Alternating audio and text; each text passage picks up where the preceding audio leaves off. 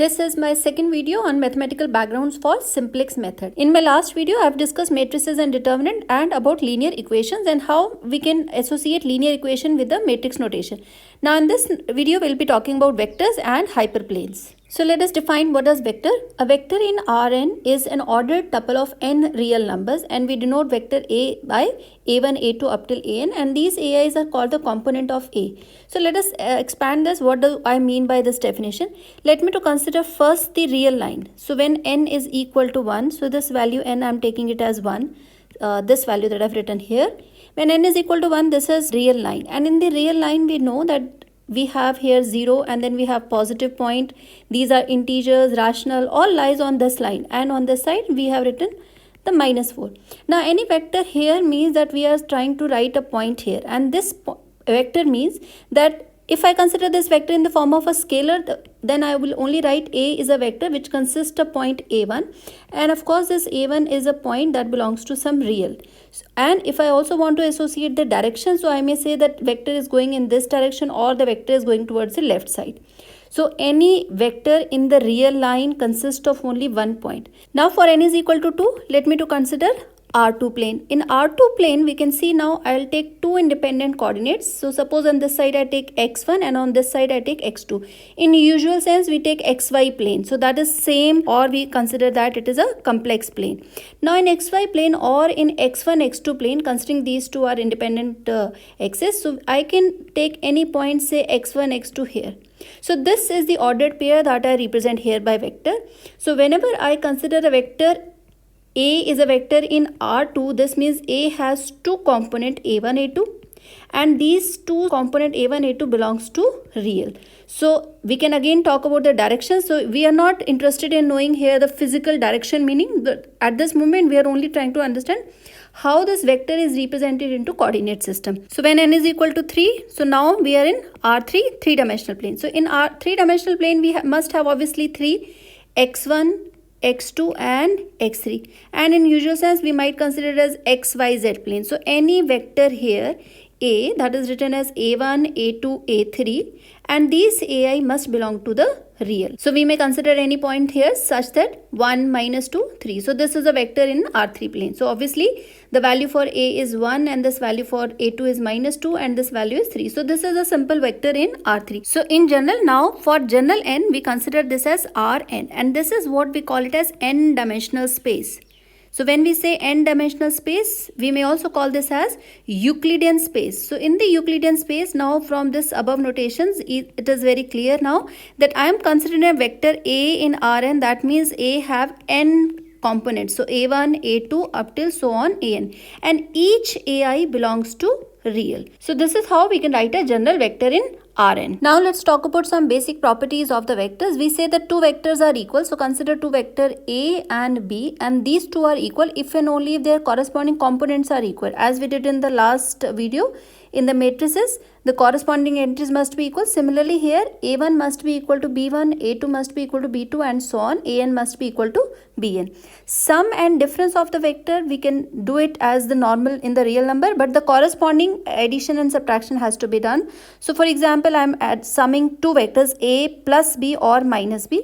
Then A1 must be added to the component B1, A2 must be added to the component B2 and so on. Multiplication of a vector by a scalar. So for example, we multiply lambda by A. So the lambda will be multiplied by to each entry. So for example, in this case, I consider a vector A which has this component 2, 1, 3. So I don't need a direction at this moment. Let's understand it through the component wise. So this is a vector in R3. We can see that there are 3 positions.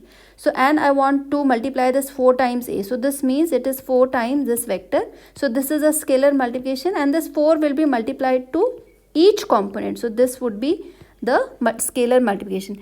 And then you can similarly take lambda times A plus B, which is same as lambda A plus lambda B.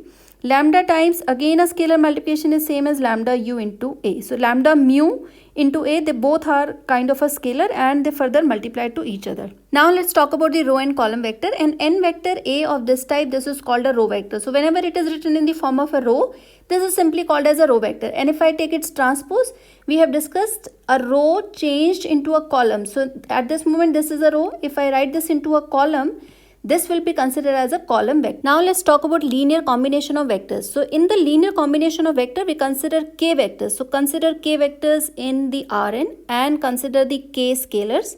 So we take now the scalar product of each corresponding to each vector and then sum that. This is what we call linear combination of vectors. So for example, suppose now I want to consider two vectors. Let's say I consider the first vector a1 and here there are two component a2. I'll consider one more vector, the component is 1 and 5. I'll consider one more vector, the component is 4, 0. And suppose that the scalar considered with me is lambda 1 is 2, lambda 2 is 4 and lambda 3 is 1. So to find this linear combination, what I need to do is I'll multiply lambda 1 with a1 plus lambda 2 with a2 plus lambda 3 with a3. So this will give me another vector which will be again in the same space. So from here you can see that because I have taken 2 points, so this is a vector in R2, this is also vector in R2, and here this is also vector in R2. Linear combination will give me another vector which is again in R2. So let us see this. Lambda 1 is 2 times a1. a1 value is 2, 3 plus lambda 2 is 4 times 1, 5, lambda 3 is 1 into 4, 0.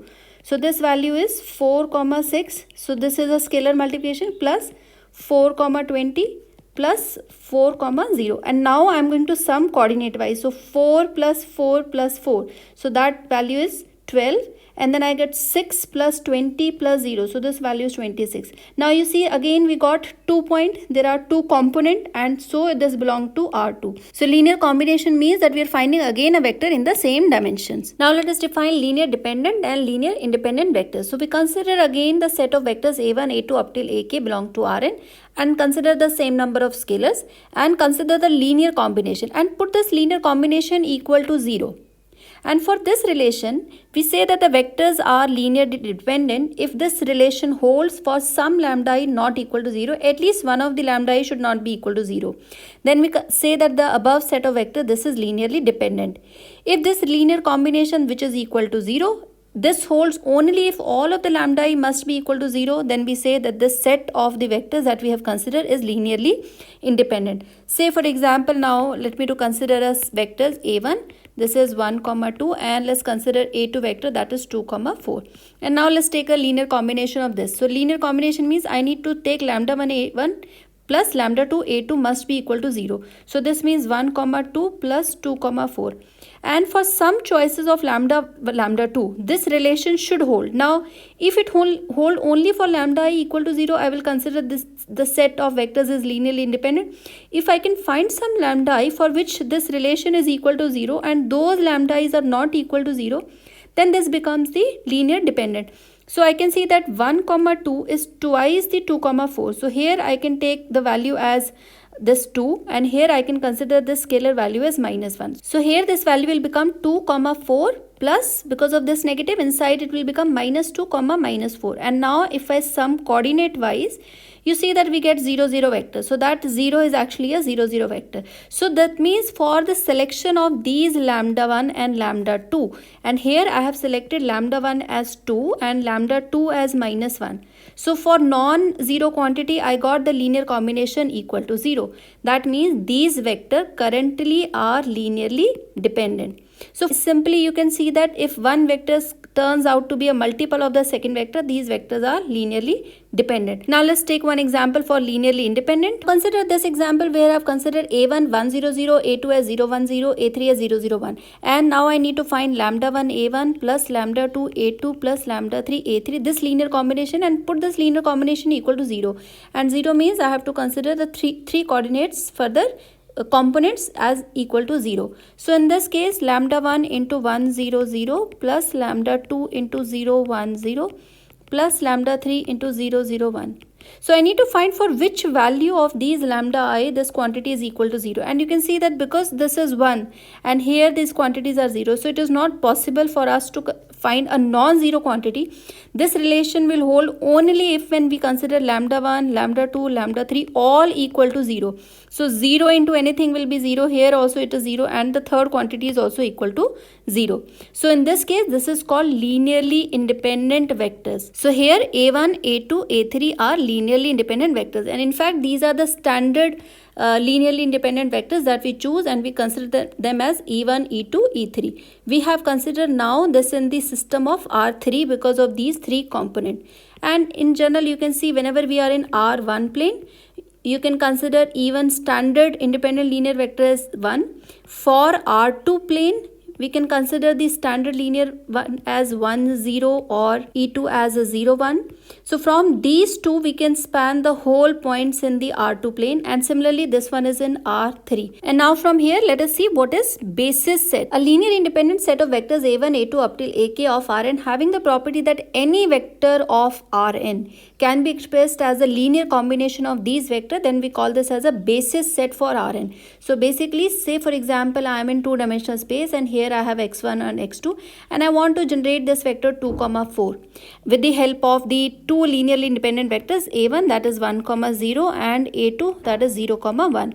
Now in this case, to generate this 2, 4, what I need to do, I'll multiply lambda 1 with A1 plus lambda 2 with A2, and the value for lambda 1 in this case is 2, 1, 0 plus lambda 2 I will take it 4, 0, 1. Here I have considered this as a standard basis in R2. So you can see that this is 2, 0 plus 0, 4. So I got, when I coordinate wise sum it, I got 2, 4. This is what I wanted. Now similarly, you can choose any another vector. Say for example, here I consider 1, 2 and the vector A2 is 5, 6. First thing is how to check that these are linearly independent. So there are many ways how to check that these vectors are linearly independent or not. So one way is that we can take this as lambda 1, 1, 2 plus lambda 2, 5, 6 and put them as equal to 0, 0. So this means it is lambda 1, 2 times lambda 1 plus 5 times lambda 2, 6 times lambda 2 equal to 0, 0. So here then add coordinate wise. So this is lambda 1 plus 5 lambda 2, 2 times lambda 1 plus 6 times lambda 2 equal to 0, 0. And we have done in the properties of the vectors that two vectors are equal if and only if their corresponding component are equal. So now put this as component wise.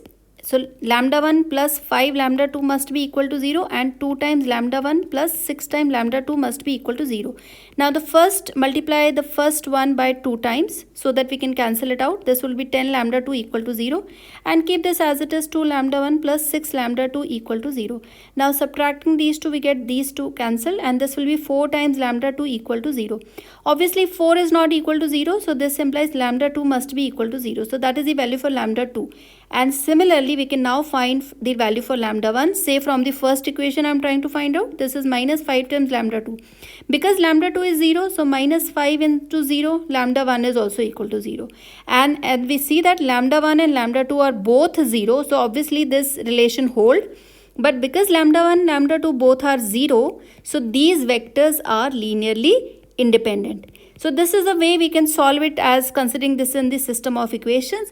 We can also check it through the matrices. So alternatively, we can check it by the determinant of these matrices. So consider these vectors as the row vector or the column vector. Suppose in this case, I consider this as column vector 1, 2, 5, 6.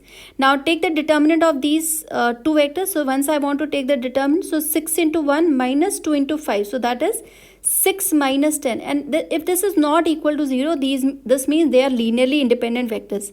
Or I could have taken 1, 2, 5, 6, consider them as a row vector. So again 6 into minus 10, so this gives me the same result. Again the determinant is not equal to 0.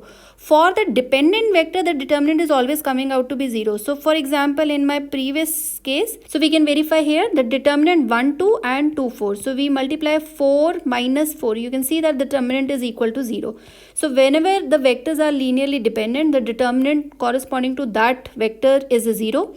Whenever they are linearly independent, the corresponding determinant is not equal to 0. So this way we can simply check whether the given vectors are linearly independent or linearly dependent. And so by the definition of the basis, we can write any vector of Rn as the linear combination of the linear independent vectors. So we may take any point here a comma b, that a comma b will be able to written as lambda times the linearly independent vector plus lambda 2 times the second linearly independent vector. So this is always possible for certain values of lambda 1, lambda 2. and this is what we call it as basis set. So in this case, this set of linearly independent vector will be considered as the basis set. So now we define hyperplane. As the name suggests, plane. So let's start from the real line only. So whenever we are in the real line, so in that real line we only have points. So here we are defining the ax equal to b, and this means obviously a is not equal to 0, so this represent a point x equal to b by a. Now whenever we are in R2, so we represent this as ax plus by equal to some constant c. So this represents a line written in this form, or I may take independent coordinate as ax1 plus bx2 equal to c. So that is the same notation. Here I have considered x1, x2, here I have written xy. In R3, so this is three-dimensional plane. So in the three-dimensional plane we take ax plus by plus cz equal to some constant d. So that is a three-dimensional plane, or I may consider this as a1x1 plus a2x2 plus a3x3. So you may take any constant here, but important is that we are taking the different decision variables. So that means we are in three-dimensional plane, and that is equal to c. In two-dimensional, this represent a plane. So something like this. Say for example, I consider this as x1, x2 axis, and here this is the line that is represented as ax1 plus bx2 equal to c. In three-dimensional, this or this. So for example, I want to consider this as three independent coordinates, x1, x2, and then I have x3. And I consider up any plane in this three-dimensional system. So this general plane is denoted by the equations something like this one. So in Rn, in the similar manner, take that this linear combination is equal to D. So in this case, this would represent some plane, and this plane what we call it as hyperplane. So in the same notation, when it is two-dimensional, we consider this as a two-dimensional plane. It is a three-dimensional plane. This is an n-dimensional plane. So n-dimensional plane, mathematically, what we define it as a hyperplane. So this is a hyperplane, and here we have an equality sign in the hyperplane. We can note that in our linear programming problem, objective function look like z equal to c1x1 plus c2x2 plus cnxn. So this is what similarly looking like as a hyperplane. You can see that ultimately z is going to give us some constant value beta, which may be a maximum or it may be a minimum, but this value is constant, so let me call this as beta. So here we say that the objective function behavior is same as the hyperplane, and that is why we have introduced hyperplane in the study of simplex method. So in the similar way, we can define closed and open half spaces. In Rn, we have defined here the equality sign if we are talking about the hyperplane. So if we are talking about the half spaces, so either we can have the strict inequalities or we can have less than or equal to. So in these cases, these are open half spaces, and for the one that we include the equality and less than, so this is what we call closed half spaces. Now this is similar to what we define in the R2. So for example, in the R2, I may consider a line 2x plus 3y equal to 6. So this represent only a line. So here it is x-axis, and suppose this is y-axis. And suppose I convert now this equality into inequality system. It is less than or equal to. So whenever it is less than or equal to, this represent the whole half space. So this is what is included. So it is similar. Whenever it is equality here in the system, this is hyperplane. If it is strictly less than, so the line is not included, but it is only the lower portion. If it is less than or equal to, then even the line is included and lower portion is also included, or the upper portion is also included, depending upon what is the inequality sign. So these are what we see as a constraint in our linear programming problem. So we can see that constraints are actually the open or the closed half spaces. So we have associated objective function as hyperplane and the constraint in the linear programming problem as the open or the closed half spaces. Now we can define polytop or polyhedron. The intersection of a finite number of closed half spaces is called a polyhedron.